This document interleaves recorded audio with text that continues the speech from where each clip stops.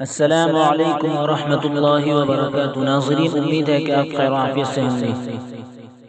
रमज़ानुल मुबारक का महीना चल रहा है और हम कोशिश करेंगे कि रमज़ानुल मुबारक के महीने में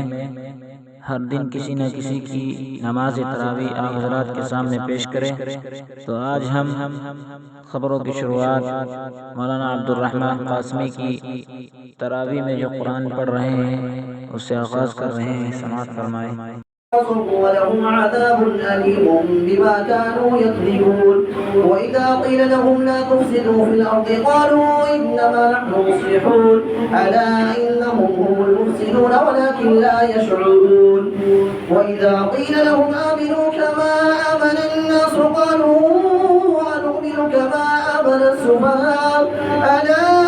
إنهم هم السفهاء ولكن لا يعلمون وإذا لقوا الذين آمنوا قالوا آمنا وإذا خلوا إلى شياطينهم قالوا إنا معكم إنما نحن مستهزئون الله يستهزئ بهم ويمدهم في طغيانهم يعمهون أولئك الذين اشتروا الضلالة بالهدى فما ربحت تجارتهم وما كانوا مهتدين مثلهم كمثل الذي استوقد نارا فلما أضاءت ما حوله ذهب الله بنورهم وتركهم في ظلمات لا يبصرون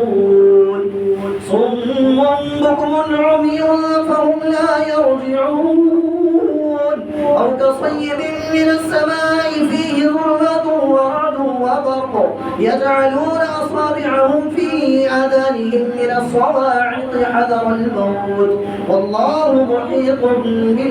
بالكافرين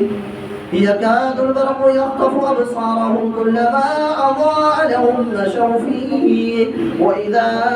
أظلم عليهم قاموا ولو شاء الله لذهب بسمعهم وأبصارهم إن الله على كل شيء قدير الله أكبر